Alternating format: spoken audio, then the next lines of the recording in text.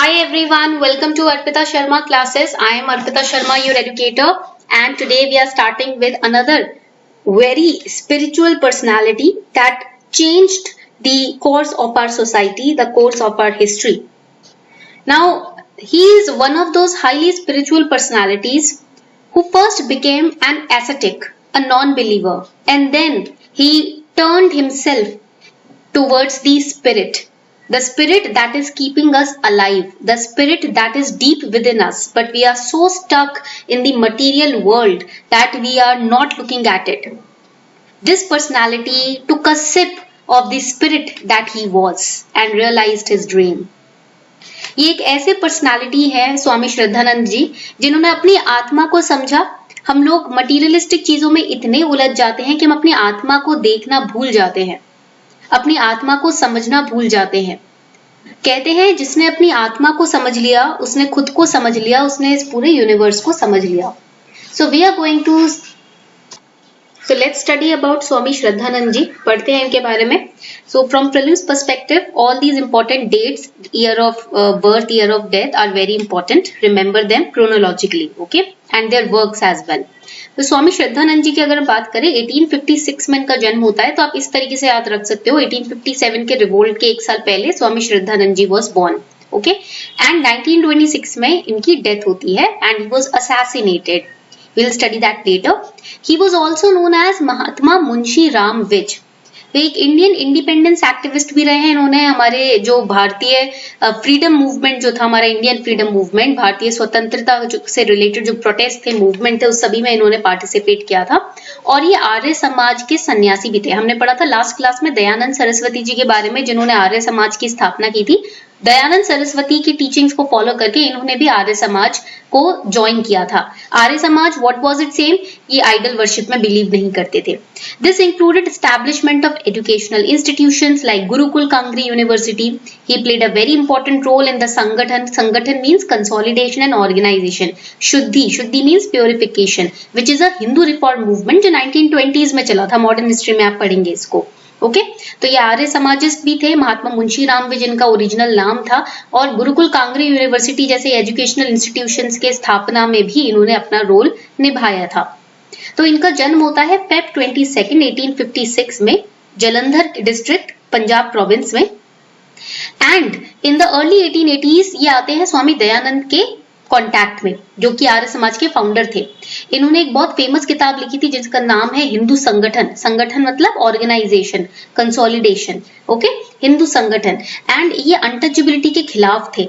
Untouchability को एक श्राप कहा करते थे। हिंदूज की रेपुटेशन पे एक धब्बा माना करते थे और कहा करते थे कि अनटचेबिलिटी के गुलाम अगर हम रहे तो हमें फॉरेनर्स के गुलाम और 100 साल तक रहना पड़ेगा। अगर हम अनटचेबिलिटी सोसाइटी से नहीं निकालते तब तक हम औरों की गुलामी करते रहेंगे। तो हमारे जो रूढ़िवादी कट्टरपंथी विचारधाराएं हैं वही हमें गुलाम बना रही हैं, ये इनका मानना था। तो इनका जन्म होता है पंजाब में। बहुत ही छोटे यंगेस्ट चाइल्ड थे, सबसे छोटे बच्चे थे फैमिली के। लाला नानक चंद जी के बेटे थे जो कि पुलिस इंस्पेक्टर थे उत्तर प्रदेश में। और उसके बाद उन्होंने ईस्ट इंडिया कंपनी में भी काम किया था इनके पिता ने। तो इनको स्टार्टिंग में नाम दिया गया था Brihaspati Vij, but later on क्योंकि ये लॉयर बने थे तो इसलिए इनको नाम दिया गया मुंशी राम विज, इनके फादर के द्वारा, इनके पिता के द्वारा। बाद में इन्होंने संन्यास ले लिया 1917 में। और काफी लोग इनको महात्मा मुंशी राम कहा करते थे, कुछ लोग इन्हें लाला मुंशी राम विज भी कहा करते थे। अब होता क्या है, इनकी लाइफ में कुछ ऐसे इंसिडेंसेस होते हैं जिसको देखने के बाद ये एथीज्म यानी कि ये भगवान को की एग्जिस्टेंस को नकारने लगते हैं, आइडल वर्शिप को नकारने लगते हैं। वो इंसिडेंसेस क्या थे? पहली बात, एक औरत को जो प्रे कर रही थी, जस्ट बिकॉज उसकी जाति या बिरादरी छोटी थी, उसे मंदिर में एंटर नहीं करने दिया गया। सेकेंड, इन्होंने इंसिडेंस ये देखा कि चर्च के फादर चर्च की नन के साथ गलत तरीके से सिचुएशन में इन्होंने उनको देख लिया था, पाए गए थे। तो जिस वजह से होता क्या है, देखो चर्च में होता है कि कैरेक्टर को प्योरीफाई करने की बात की जाती है। चर्च के जो फादर होते हैं, नन होते हैं, वो अपनी पूरी लाइफ गॉड को डेडिकेट करते हैं। बट जब इन्होंने इस कॉम्प्रोमाइजिंग सिचुएशन में उनको देखा तो इनको थोड़ा क्वेश्चंस आने लगे कि ये सब क्या है, राइट। फिर इन्होंने देखा कि कृष्ण कल्ट, कृष्ण भक्ति जो करते हैं लोग, कुछ ग्रुप के लोग थे, उन्होंने किसी एक यंग डेविटी को, जो एक यंग भक्तन थी कृष्ण कल्ट में उसका रेप करने की कोशिश की। तो इससे इनको बड़ा क्वेश्चन आने लगा कि फिर सच क्या है। जो लोग दिखा रहे हैं कि हम बहुत भक्ति करते हैं, हम ईश्वर की पूजा करते हैं, ईश्वर इस केस में क्यों नहीं आते बचाने, जब ये सब उन्हीं के सो कॉल्ड भक्त जब ये सब हरकतें कर रहे होते हैं।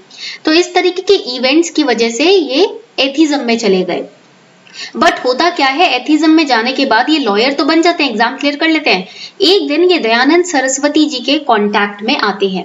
सबसे पहले ये दयानंद सरस्वती जी से मिले थे जब दयानंद जी बरेली लेक्चर्स देने आए थे स्पिरिचुअलिटी के ऊपर। इनके पिता जो थे वो सब तरीके के अरेंजमेंट, सिक्योरिटी लेवल वगैरह हैंडल कर रहे थे। मुंशी राम जी ने अपने पिता के रिक्वेस्ट में दयानंद सरस्वती जी का लेक्चर अटेंड किया, और जब इन्होंने दयानंद सरस्वती जी के लेक्चर को अटेंड किया, इनकी मंशा ये थी कि मैं अपने रैशनलिस्टिक आर्ग्यूमेंट्स और क्वेश्चन से इनको हरा दूंगा, दयानंद सरस्वती जी को, या इनको यहाँ से भगा दूंगा, क्योंकि ये एथिस्ट हो चुके थे पूरी तरीके से सब इंसिडेंसेस के बाद। बट होता क्या है, लेक्चर के एंड में ये कंप्लीटली दयानंद जी की करेज, उनके स्किल, उनकी स्ट्रॉन्ग पर्सनैलिटी और उनकी टीचिंग से इम्प्रेस हो जाते हैं, और इसीलिए ये आर्य समाज को ज्वाइन कर लेते हैं। आर्य समाज की अगर आप वेबसाइट पे जाएंगे तो वहां भी ये बात लिखी गई है that meeting with Dayanand was a turning point in Munshi Ram's life, in श्रद्धानंद's life. He started moving towards the propagation of Vedic dharma. इन्होंने अपना मिशन बना लिया कि अब जो वेदों में सच्चाई लिखी है, इधर उधर लोग ट्विस्ट करके बातों को अपने हिसाब से यूज कर रहे हैं, अपने हिसाब से लोगों को बर्बाद कर रहे हैं, लोगों का गलत यूज कर रहे हैं वेदों को मैनिपुलेट करके। तो मेरे लाइफ का मिशन होगा कि मैं वेद की सही इंपॉर्टेंस और वेद का सही मीनिंग लोगों तक पहुंचाऊं। तो श्रद्धानंद जी ने किताब लिखी जिसका नाम था हिंदू संगठन। अब बात आई, क्वेश्चन ये आता है कि आर्य समाज क्या है। हम बार बार 2 लेक्चर से आर्य समाज की बात कर रहे हैं। The last lecture also we talked about Arya Samaj and this one also. Arya Samaj एक हिंदू रिफॉर्म मूवमेंट था जो दयानंद सरस्वती जी ने 1875 में जिसकी स्थापना की थी बॉम्बे में। ये मूवमेंट बात करता है वेद की अथॉरिटी के बारे में। ये मूवमेंट कहता है कि वेद सुप्रीम अथॉरिटी है, वेद में जो शब्द लिखे हैं वो स्वयं ईश्वर के शब्द हैं। तो इनका ऑब्जेक्टिव ये है कि लोगों के दिमाग से अज्ञानता को निकालना है। लोगों ने जो वेदों को, उनके मैसेज को मोड़ तड़ोड़ के इधर उधर फैलाया हुआ है, उस सबको हमें खत्म करना है। पॉवर्टी को हटाना है, अभाव को हटाना है, इनजस्टिस को हटाना है, यानी कि अन्याय को हटाना है इस पृथ्वी से। और जो आर्य समाज के मेंबर्स हैं, they believe in one God, they reject the worship of idols. वो आइडल्स वर्शिप पे नहीं बिलीव करते हैं, मूर्ति की पूजा नहीं करते। वो कहते हैं भगवान हर जगह है, किसी एक फॉर्म में आप उसकी पूजा नहीं कर सकते। और वो 10 सैकड़ों भगवानों में विश्वास नहीं रखते, वो कहते हैं ईश्वर एक ही है। ओके, तो ये है आपके स्वामी श्रद्धानंद जी के बारे में उनकी जीवनी। लेक्चर एंड करने से पहले एक छोटी सी अनाउंसमेंट है। अनअकैडमी ने लॉन्च किया है Phoenix revision batch for UPSC CSE, जो कि स्टार्ट हो रहा है 26 मई से, यानी कि परसों से। इस बैच को डिजाइन किया गया है आने वाले 2021 के प्रिलिमिनरी और मेंस एग्जाम के लिए। तो अगर आप उन स्टूडेंट्स में से हैं जो 2021 के प्रीलिम्स की तैयारी कर रहे हैं, ये बैच आप लोगों के लिए ही डिजाइन किया गया है, अलग अलग लैंग्वेज में, इंग्लिश, हिंदी एंड बाइलिंगुअल। इसमें पहले के 2 महीने हम मेंस फोकस स्टडी करवाएंगे, उसके बाद प्रीलिम्स की रिवीजन चलेगी, लास्टली फुल फ्लेजेड मेंस का रिवीजन होगा। प्रीलिम्स और मेंस की टेस्ट सीरीज दी जाएगी, आपके आंसर्स चेक किए जाएंगे, डाउट क्लियरिंग सेशंस कंडक्ट करवाए जाएंगे, लाइव क्लासेस भी होगी। अगर आप क्लास मिस कर देते हो कोई तो रिकॉर्डेड लेक्चर्स भी होंगे, क्लास के नोट्स भी आपको टाइमली मैनर में मिलेंगे।